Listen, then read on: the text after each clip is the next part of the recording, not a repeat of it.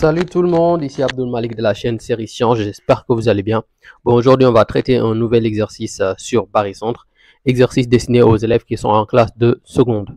Donc sans plus tarder, on va ici faire la lecture de l'énoncé. Vous avez ABC qui est un triangle, construire les points I, J et K définis par I barycentre de A2, C1, J barycentre de A1, B2 et K barycentre de C1, B-4. Premièrement, démontrer que B est le barycentre de K3, C1. 2. Quel est le barycentre de A2, K3, C1? Troisième lieu, en déduire que I, J et K sont alignés et que J est milieu de IK. Soit G, le centre de gravité du triangle ABC, L milieu de CI et M milieu de KC. Démontrer que IJML est un parallélogramme de centre G. Donc sans plus tarder, on va commencer par le premier point qui demande de démontrer que B est barycentre de K3, C1. Donc, pour le premier P, démontrer ici que B est barycentre de K3C1. On va partir du principe que, en fait, K est barycentre de B-4C1 dans l'énoncé. Et donc, on va ici écrire, en fait, une expression, une relation vectorielle partant du point B avec K barycentre, ce qui nous permet d'avoir BK en fonction de BC. Donc, je vais centrer le point C par rapport à K qui sera le barycentre. Et en fait, là, c'est une formule que vous avez forcément apprise. Ce sera égal, BK sera égal en fait, ici, le coefficient attribué à C, à savoir 1, sur la somme des coefficients, ici, moins 4 et plus 1, ce qui fait moins 3. Donc, on aura BK est égal à moins 1 tiers de BC. L'objectif suivant sera de déplacer ici cette expression dans le premier membre, ce qui nous permettra d'avoir BK plus 1 tiers de BC est égal à vecteur nul. Donc, cette relation-là, on peut encore le réécrire en multipliant par 3, parce que multiplier 3 par vecteur nul, c'est toujours vecteur nul. Donc, plus BC est égal à vecteur nul. Donc là, nous tombons sur une expression assez simple. Ce sera rien d'autre que alpha BK plus gamma BC est égal à vecteur nul. Partant de ce principe, on pourra dire que B, barycentre de K alpha, c'est gamma. Et ici, en fait, alpha et gamma, ce n'est rien d'autre que 3 et respectivement 1. Donc, ce qui veut dire que B est barycentre de K3, C1. Ce qu'il fallait démontrer. Ensuite, en deuxième lieu, nous avons à déterminer ici le barycentre de A2, K3, C1. Pour cela, on va partir du principe qu'on avait déjà ici B qui est barycentre de K3, C1. En utilisant le théorème du barycentre partiel, on va en fait nommer le point en fait qui sera en fait le barycentre de ceci sera aussi le barycentre de A2. Ok, on va dire B avec la somme des deux coefficients 3 plus 1 parce que B est barycentre de K3 C1, ce qui fait A2 B4. Or ici dans l'énoncé on nous avait dit que ici J est barycentre en fait de A1 B2. Ça aussi c'est dans l'énoncé si vous vous souvenez bien. I barycentre de A1 B2. Donc, J barycentre de A1 B2, ce qui veut dire aussi que J sera barycentre de A2 B4 par l'homogénéité du barycentre. La propriété dit que si J barycentre de A1 B2, il sera aussi barycentre de A1 2 fois 1 et ici B 2 fois 2. Ici K étant égal à 2. Donc, ce qui veut dire ici que J barycentre de A2 B4.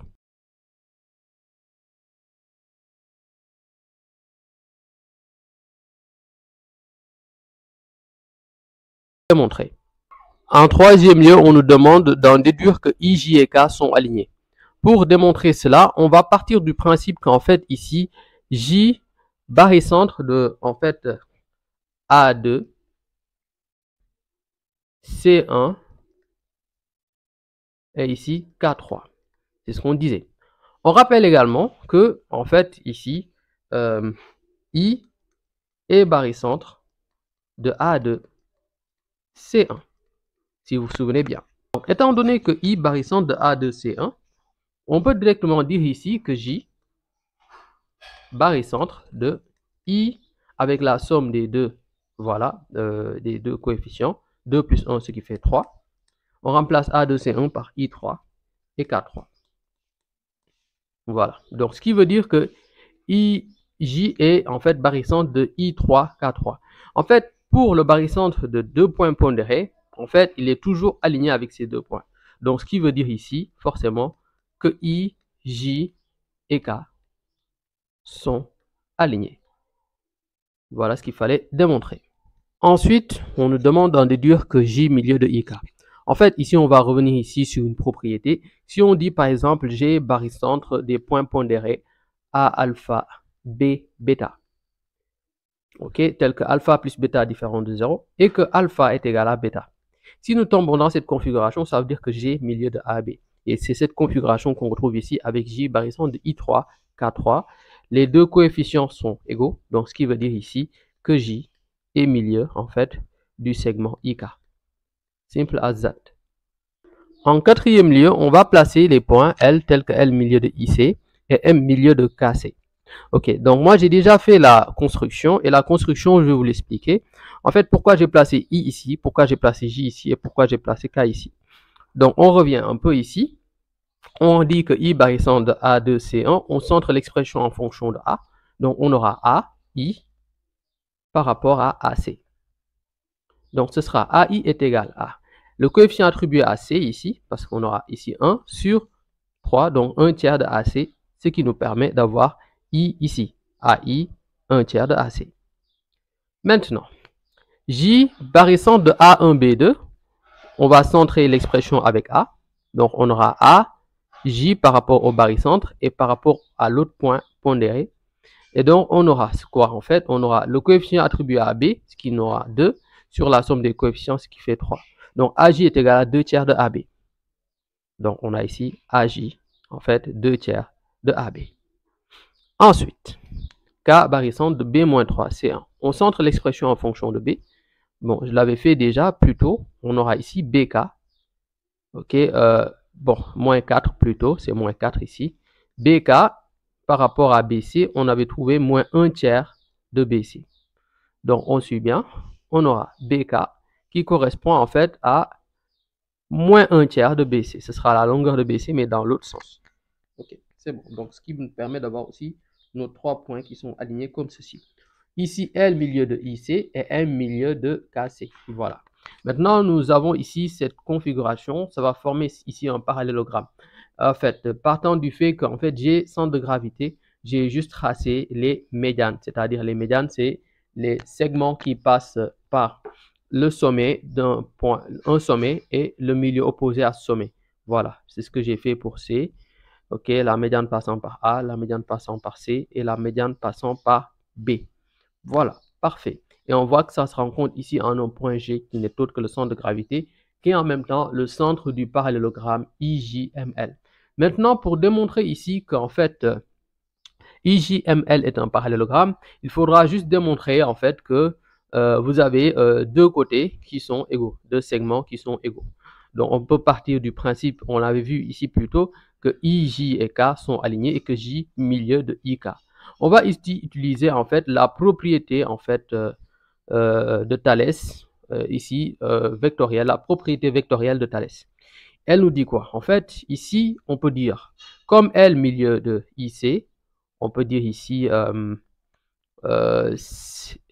fait, CL. Bon, on va dire ici, bon, on va reprendre plutôt, je reviens. Je vais dire ILC aligné d'une part, ou bien CLI aligné d'une part. CMK aligné d'autre part. Maintenant, si on parvient à démontrer que ici, CL sur CI est égal à CM sur CK, ça voudrait dire que ce sera aussi égal à LM sur ici IK. Et par conséquent, LM est aussi parallèle à IK. Bon, on revient rapidement. On va dire ici CL vecteur sur CI vecteur. On est d'accord pour dire que CL vecteur sur CI, c'est la moitié parce que L milieu de CI. C'est assez simple. Et CM vecteur sur CK vecteur. Oui, c'est pareil parce qu'en fait, M milieu de KC. Donc, c'est tout à fait vrai. C'est tout à fait plausible. Ce qui veut dire que LM vecteur sur ici IK vecteur, c'est aussi pareillement la même chose. Maintenant, on a LM, le côté là, qui va nous intéresser. Donc finalement, on aura ici LM moitié de IK. On rappelle ici aussi que en réalité ici, J moitié de IK, on l'avait démontré plus tôt, ce qui veut dire également que IJ, en fait J milieu de IK, donc IJ moitié de IK. Comme LM moitié de IK et que IJ aussi moitié de IK, on peut dire que LM est égal à IJ vecteur. Bon, LM est égal à IJ vecteur, ce qui est suffisant pour dire que IJML est un parallélogramme. Vu que pour démontrer que vous avez un parallélogramme, vous n'avez juste qu'à démontrer que deux vecteurs sont parallèles, et forcément quand ils sont parallèles et égaux, sont égaux plutôt, forcément, comme forcément ils sont égaux, ils sont forcément parallèles, et donc ça forme un parallélogramme.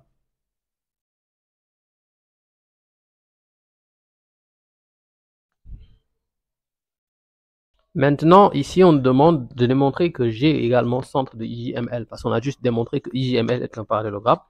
Bon, pour démontrer que G est en fait centre de IJML, on va juste démontrer aussi que G est le milieu d'une des médianes. C'est assez simple.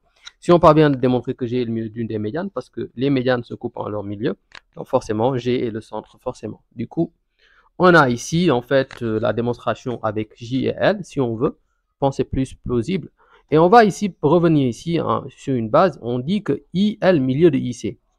Et par rapport à en fait AC, parce que je vais utiliser en fait par rapport à AC, vous voyez bien, L il est situé à en fait AL 2 tiers de AC, ce qui veut dire ici que en fait ici L sera barycentre ici de C2 à 1. Ok, si vous voulez comprendre exactement pourquoi, parce qu'en fait la distance qui le sépare c'est 1 et là c'est 2. Donc par rapport à C, on va attribuer en fait ici la position, ici en fait le coefficient 2, ok, parce qu'on aura AL est égal à 2 tiers de AC et 2 va être attribué à C et 1 sera attribué à A vu que 2 plus 1 c'est 3. Et comme A il est le point d'ancrage ici, logiquement on va dire ici que le coefficient attribué à C, ce sera 2. Et le coefficient attribué à A, ce sera 1. Simple, parce que 2 plus 1, ça fait 3. Ok. Donc, première chose. Donc, maintenant, on va ici utiliser une méthode qui est assez simple. Je vais multiplier en fait tout ça par 2, ce qui me permet d'avoir 2GA plus 2GB plus 2GC. Suivez attentivement cette méthode. C'est celle qui nous permettra de ici déterminer en fait J et L. En fait, on va faire ici entrer par la relation de Charles les points J et L. On va les faire intervenir. On rappelle que J barycentre en fait de A2. Bon, si je ne me trompe pas, c'était normalement A1B2. Voilà. J barycentre de A1B2. Et d'autre part, ici, je l'ai expliqué plus tôt, L barycentre ici de A1 C2. C'est assez simple, n'est-ce pas? Vous avez compris. Bon, maintenant que nous en sommes là, ce qui est important de savoir ici, c'est que, en fait, comme J barycentre de A1, B2, on pourra dire que JA, 1 fois JA, plus 2 fois JB, donc 2JB, est égal à vecteur nul. Et que, ici, 1 fois LA, donc LA, plus 2 fois LC, est égal aussi à vecteur nul. Donc, c'est ces deux relations vectorielles que je vais ici par relation de Charles faire intervenir en faisant entrer les points ici J et L, ok, par relation de Charles. Donc, on va réécrire cette expression ici. On va revenir avec 2GA que je vais réécrire comme ça, GA plus GA. Et là, j'ai 2GB plus 2GB plus 2GC est égal à vecteur nul. Comme on le sait, J barycentre de A1, B2. Donc, je vais faire intervenir ici J ici et également J ici. Ce qui me permet d'avoir GJ plus GA. Et de l'autre côté, j'ai 2GJ plus 2JB. C'est bon. Pour GA, je fais intervenir L parce que L barycentre de A1, C2. Donc, je fais intervenir L ici. et L ici également, parce que c'est un rapport avec C. Donc, on aura ici GL plus LA. OK, de l'autre côté, j'ai 2GL plus 2LC, vecteur. Voilà à quoi s'en tenir. Maintenant, j'avance avec ici en mettant en place les relations vectorielles. J'ai GJ plus 2GJ, ce qui me fait 3GJ. J'ai JA plus 2JB.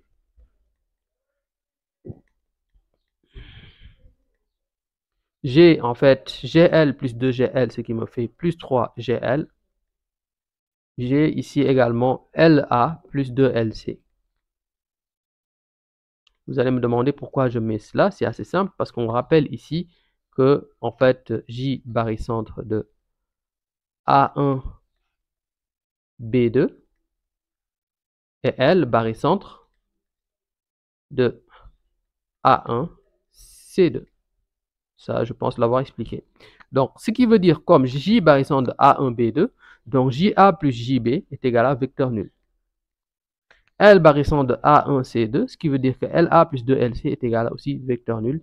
Ce qui nous reste finalement 3GJ plus 3GL est égal à vecteur nul. Ce qui veut dire par conséquent que j'ai barycentre de J3 L3. Donc comme j'ai barycentre de J3 L3 et que les deux coefficients sont égaux, par conséquent on pourra dire que j'ai milieu du segment JL. Ce qui est suffisant pour dire que IJML, en plus d'être un parallélogramme, a pour centre le point G. Ok, on a fini cette vidéo, j'espère que vous a plu et désolé aussi du bruit parfois, c'est difficile, c'est pour cette raison que parfois je suis un peu lent à mettre des vidéos, ça arrive parfois, bon. Mais quand même, j'espère que cette vidéo vous a plu et soyez patient, à l'avenir on va continuer à vous aider, je vais continuer à vous aider plutôt parce que c'est moi qui travaille tout seul, je vais continuer à vous aider progressivement au cours de l'année. Donc, n'oubliez pas de vous abonner, de liker la vidéo. N'oubliez pas aussi de partager à vos camarades. On se dit à très bientôt, Inch'Allah.